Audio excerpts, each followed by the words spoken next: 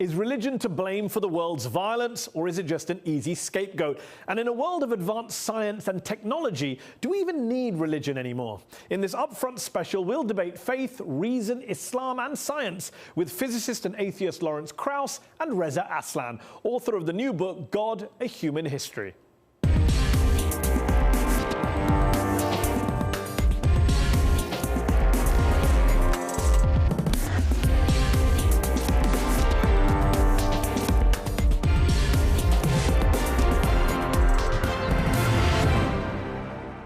Is religion a force for good or evil? A controversial question, I know, but one you just can't avoid in the modern world. From violence and terror to gender equality to science, reason and education, the faithful and the faithless tend to repeatedly clash over whether religion is a net positive or negative, whether it helps humanity more than it hurts it. Joining me today to debate all this on a special edition of the show are Reza Aslan, a scholar of religion and best-selling author. He just released his latest book, God, A Human History. And from Chicago, Lawrence Krauss, a theoretical physicist, atheist and best-selling author of numerous books on science, including his latest offering, The Greatest Story Ever Told So Far. Thank you both for joining me on UpFront. Reza, let's start with you. You've got a new book out, God, A Human History. You're a Muslim, you're an academic, someone who studies religions up close and personal. What conclusions have you arrived at over your life and your career, dare I say, over whether religion is a force for good or evil, a positive or a negative?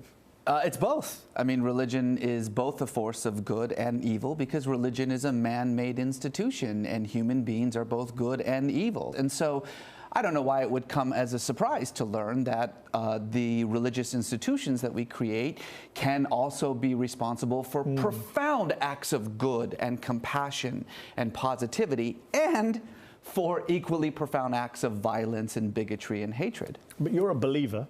You as a person. I believe in God, yeah, yes. So belief, if a world without belief, a world without faith, let's put organized religion perhaps to one side, would that be a better world? There's a lot of people who say if there was no religion, the world would be a better place. Is that a view you share? Well, whether it would be a better or a worse place is in some ways irrelevant because of the fact that faith is deeply embedded in our cognitive processes. It's a part of who we are. It's a mode of knowing.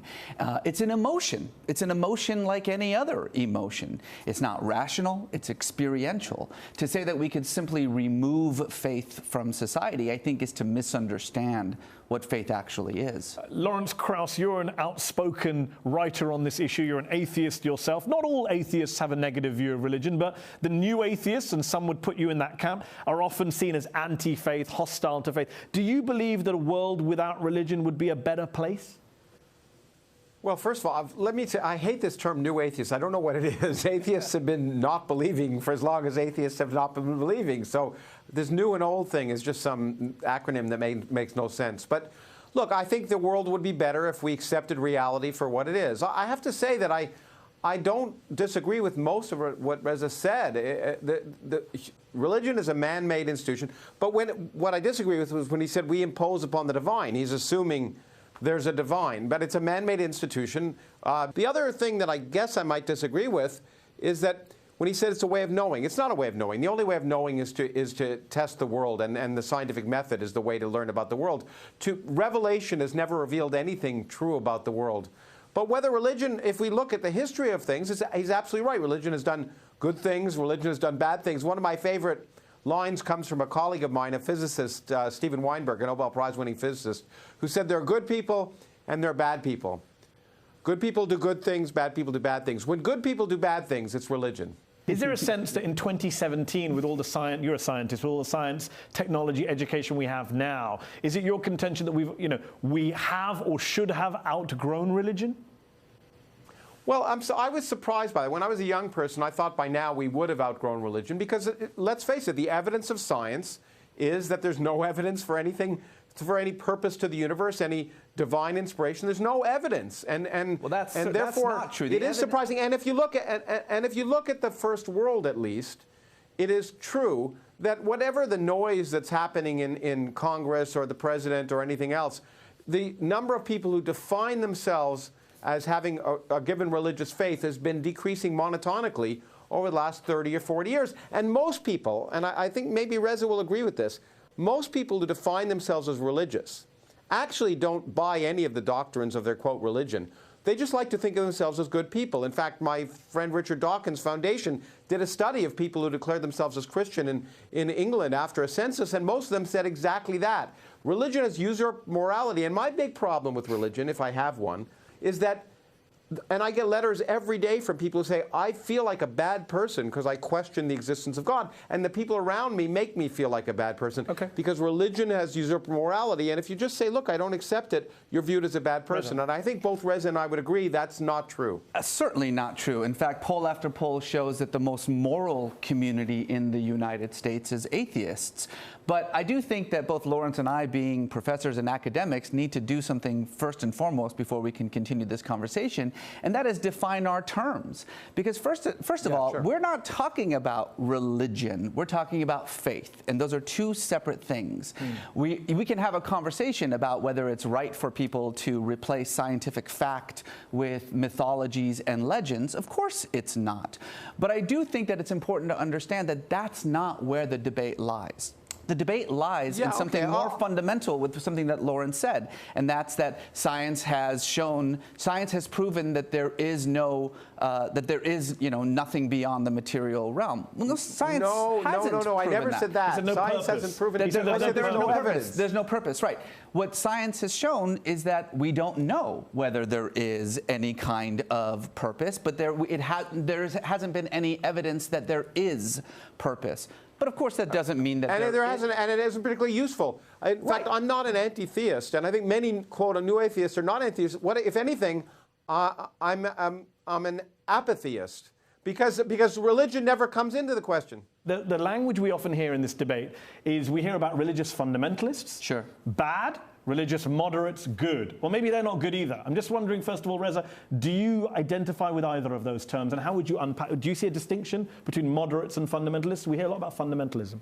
Well, look, fundamentalism is a term that was created about 120 years ago, very specifically to speak about a movement within American Protestant Christianity that, in response to the scientific revolution and the sort of definition of truth being that which can be factually verified, and the response to that was to say, well, if truth is only that which can be factually verified, then the only way Scripture can be true is if it can be factually verified, if it's literal.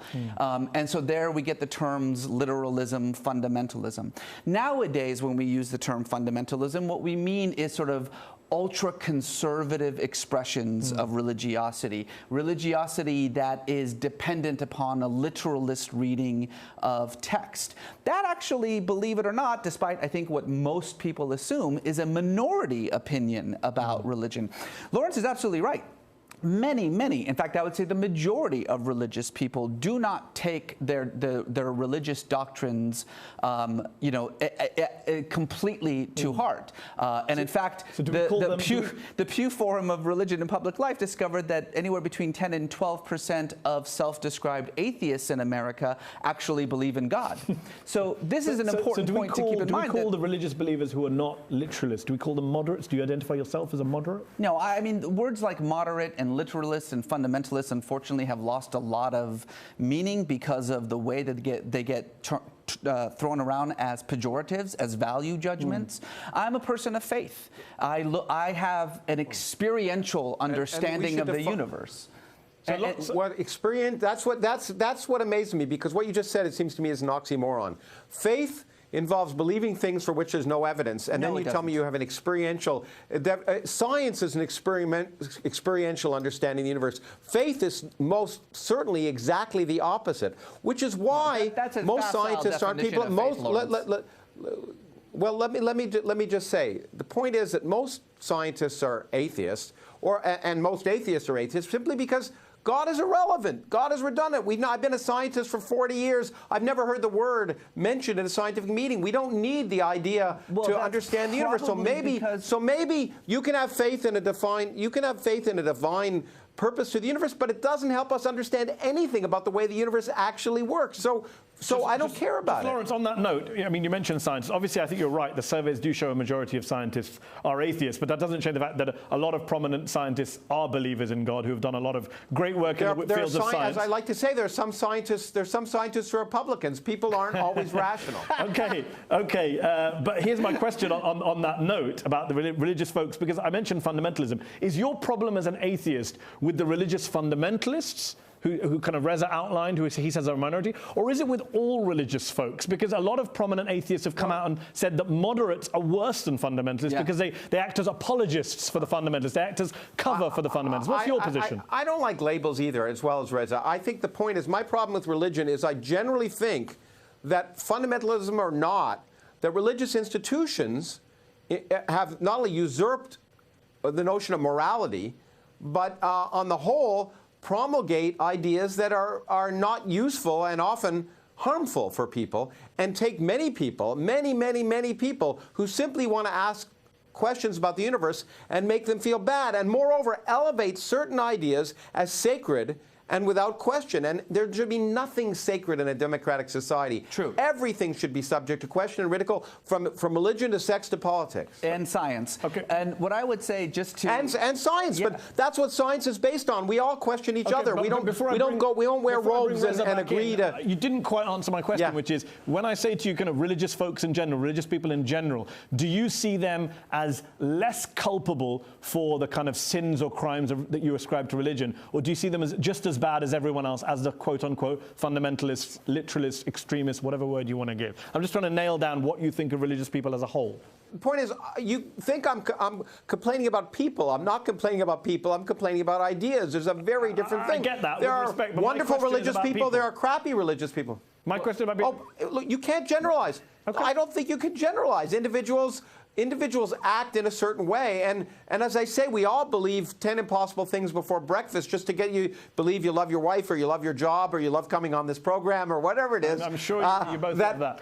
So and I do, and I really do. But what I'm saying is that, I think to generalize about people because of how they identify themselves is kind of naive and facile. You say naive and facile. Just to be clear, I'm only mentioning it because a lot of prominent atheists, new atheists, I know you don't like that phrase, have in fact attacked people and said moderates, so-called moderates, are apologists for the extremists. So I'm just checking. I spent a lot of time with my friend Richard Dawkins. I don't want to put any words in your mouth. I think you're putting people.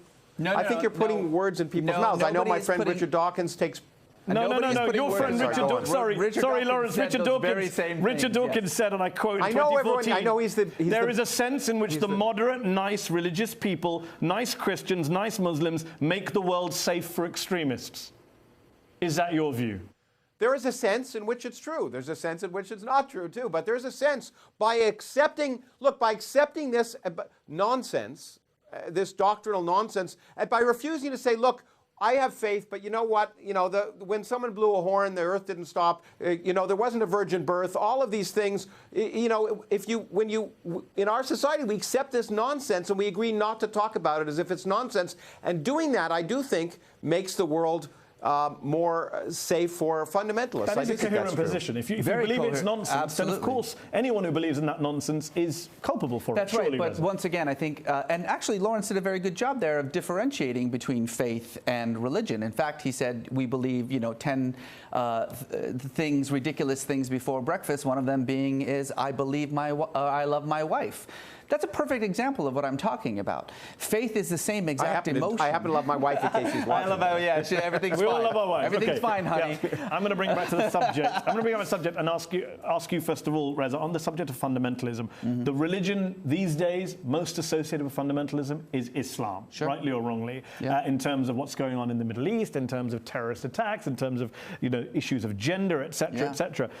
Do you accept that the religion of Islam, out of all the religions right now being debated in the world or covered, is the religion that most people are most worried about, and people are kind of right to worry about it because it is intruding into everyday life in a way that other religions perhaps aren't? I think that most definitely people should be worried about religious acts of violence, because religion does lend itself to those kinds of acts, as does any other ideology. But if you're going to blame religion for acts of violence in religion's name, then you have to be willing to blame nationalism for fascism. You have to be willing to blame socialism for communism. These are simply man-made. These are man-made ideologies. I think you're making. Please let me. Well, they're all man-made ideologies. Please, one moment. These are all man-made ideologies, all of them predicated on absolutism of one sort or another. And any kind of absolutism is a dangerous ideology, and it can be used for good and for bad. Before I go to Lawrence to respond to that point, do you accept that do you think that people are right to put Islam at the top of that list of ideologies to be worried about? Right. So what you're asking is there something exceptional about Islam that makes it more likely in the current era? In the current era? Yeah. I mean, I think that it's certainly true. I think it's certainly true that when one looks at large parts of the Middle East, what you are seeing is Muslims engaged in acts of violence and conflict. That's absolutely true. But whether that means that there is something inherent within Islam, its texts, or its ideology that lends itself to that violence more so than, say, Judaism or Buddhism or Hinduism is false simply by the fact that we have Buddhist violence and Christian violence and Jewish violence. Lawrence, let me jump in finally. Okay, look, I think the point is that, and there's some of what Reza said is accurate. I think that. Oh well, thank you, Lawrence. Some small percentage.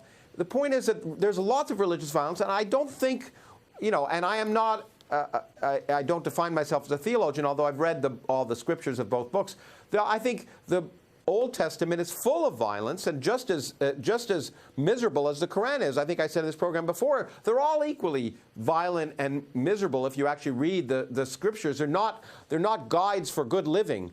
But the real concern, I think, is that for one reason or another, and I think it's just historical, the Quran is taken by many Muslims to be literal, to be sacred, to be not touchable. The Bible isn't anymore. My big problem with Islam right now is that people take the Quran as if it is meaningful, worthwhile document, and it's no more meaningful or worthwhile than the Bible. And I think many Christians and Jews now say, you know what, I'm a Christian or Jew, but I look at the Bible and I say, I pick and choose what I like. It's a very fair point. No, it's not a fair point. It's not a fair point. It's a fair point. You can say why it's unfair in a moment. It's an amateur theologian's point of view. Before you make that point, before you say why it's an amateur point, I think it's a fair point. I'm going to ask Lawrence this question. Deal with the earlier Reza point, which is that you can't just blame religions for war. Man goes to war for all sorts of ideologies, and you pick unfairly on religion. Of course. World War I, World War II, the Cold War. None of that had anything to do with religion. Well, look, I mean, religion is a huge force in our society, and it's a contributor to many things. There are many other forces. There's economic inequities. There's history. Yeah. There's ideology, as you point out. Religion has played a role, and in various times in human history, a role either initiating or justifying violence. But I think the bottom line is that religion, if anything, is an outgrowth of something that is, I think, evolutionary basis, which is xenophobia. Religion is based on in-groups and out-groups. And I'm not talking about faith now, I'm talking about religion. Agreed. Religion is us versus them. And it's been very effective from a tribal perspective of bringing groups together and keeping their tribe together. And I think that's probably part of the evolutionary basis of religion. Religion is first and foremost a matter of identity, not a matter of beliefs. So that's what you agree on. What do you that's disagree on versus the Quran being a book that's viewed as an infallible text in a way the Bible isn't today? Well, so Lawrence said, he admits that he's not a theologian, but he's read scriptures. I'm not a cosmologist, but I've looked at the stars. But I will say that... That's a very different thing. But I will say this. I think you do not, first and foremost, need to go back 600 years to talk about Christian violence, okay? We have Robert Deere shot up a Planned Parenthood because he said Jesus told him to do so. Or justifying slavery in the United States. Justifying slavery. Religion was used for that. Though religion was also used in order to free slaves. So that's exactly the point that I'm making. I think we all agree the issue here is religion can be used, different religions can be used to justify violence. Lawrence's specific point is why Islam is a special case because of the role that texture and literalism and infallibility plays. Right, and again, I think that's a very, and I'm not using amateurish in a derogatory way here, but it is an amateur view of what's happening with religion and what's happening in the world right now. Every religion, every text has verses that promulgate peace and love and compassion, and verses that promulgate violence and destruction. That's the whole thing about religious scripture, is that it's infinitely malleable. I understand why a lot of Americans, particularly liberal, educated Americans, would say, well, Christians read their scriptures differently because I feel that's the case because of what I see in the media. But it's not true. The truth of the matter is that how you read a scripture has everything to do with who you are and very little to do with the scripture itself. Lawrence, let me ask you this question. Well, no, but there's studies that show that Muslims simply don't believe the doctrines of the religion, and that I don't think those studies are the same in Islam. But you also live in a country, Lawrence, you also live in the United States where there are a lot of Christian literalists who did help elect the President of the United States. There wouldn't be a President of the United States without those Christian evangelicals. But we're running out of time. Which shows that they don't, by the way, which shows they don't believe in the scriptures, because if they did, they wouldn't have elected Donald Trump. Okay. But yeah, go on. Reza, you're clearly someone who has no problem signing up for what modern science believes about evolution. Absolutely about not. all sorts of other controversial issues. But the reality is that a lot of religious believers don't sign up to things like evolution, don't have a problem with a lot of core tenets of modern scientific theory. How do you resolve that issue? We hear a lot about science versus religion. I don't resolve it. And people believe what they want to believe. People but that's not necessarily a good thing. They can believe. That's not necessarily a good thing. Yes, but if an entire generation of people bring up their kids to believe anti-scientific things, that's not in the name of religion. That's not a good thing. You wouldn't be pro that, are you? Absolutely. Look, believing anti-scientific things, I think, is incorrect. Which is a reality in the religious world. But the thing, yes, it is a reality in the religious world, but it's not the reality in the religious world. Most Americans believe America is the greatest country in the world. It's not. Look, that's just a false belief. It's what they against do that science. counts. But what I would say is this. I think what we need to do is provide greater religious literacy, greater education about the religions of the world, about the way that religion is a historical and phenomenological thing to discuss and experience. We also need to have conversations that separate religious belief from just faith in itself. Lawrence is right that religious identification is on the decline, but you know what is not on the decline is actually belief in God. Spiritualism is not in decline. Religious identification is. I agree with you about literacy. I think literacy is a great thing. We should all be literate about many more things. I'm much more concerned about scientific literacy. Let me ask you this. Do you agree with Raza on the spiritual point? Raza made a point that, that belief is not going down. Because it's interesting, because you mentioned polling earlier. I do want to end this by asking, which of you is on the right side of history, regardless of whether God exists or not? Well, which way humanity is going? Spirituality. You know what? I love the spirituality of science because it has one significant advantage. It's real. And so when I look at a Hubble Space Telescope picture, I experience awe and wonder about the real universe. I hear people tell me, I'm not religious, but I'm spiritual. And usually that means that they haven't thought about the issue. And I think the important thing is for you to essentially figure out a way to reconcile what you see as real with your subjective experience of what that real thing is.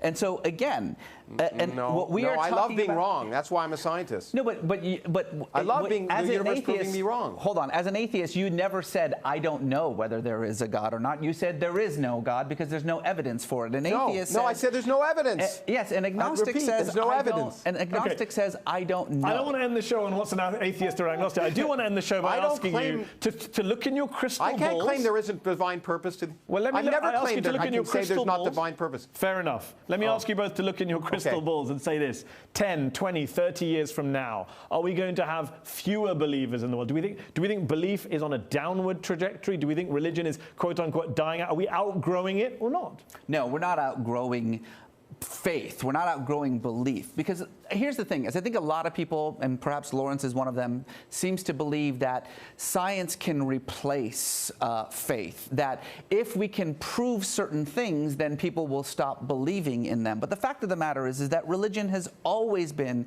in a state of evolution. When we discovered that the earth was not the center of the universe, Christianity didn't go away. It just absorbed that information and continued. If aliens suddenly appear right now in front of us, and say, hello, we're from another planet. It's not like religion will simply go away. We'll accept that knowledge and we'll move on. Last word to you, Lawrence. Okay. Well, first of all, I generally don't make predictions about anything less than 2 trillion years in the future for many reasons, not least because none of us will be around to talk about it. So I don't claim to have a crystal ball, but I think that one thing is true. Religion has been ubiquitous part of human history. It's not going to go away easily. But another thing is true is that the more scientific literacy there is, the less of the intellectual basis will be there to support religion, and we'll see more and more people finding other ways to add meaning and purpose to their lives. They'll create it. Right. They'll find spirituality and reality, and I think that is a good thing. Right. But I don't think religion is easily going to go away. It's been around for as long as humanity has been writing. I think scientific knowledge is going to change religion. I had the last word. I had the last word. Scientific knowledge is going to change religion. It's going to alter religious people, but it won't make it go away. Lawrence Krauss, Reza Aslan, we'll have to leave it there. Thank you both for coming on this special edition of UpFront. That's our show. UpFront will be back next week.